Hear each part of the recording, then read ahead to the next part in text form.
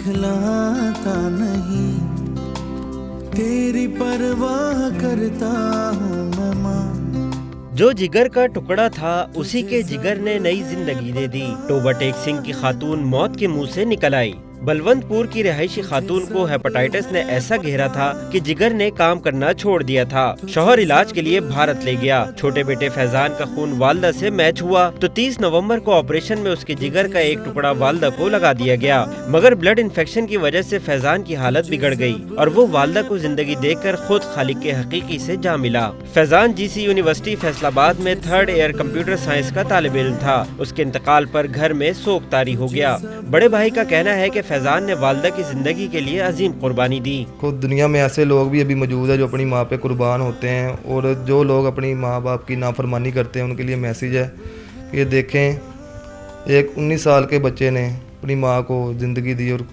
खुद वफात हो गए, शहीद हो गया।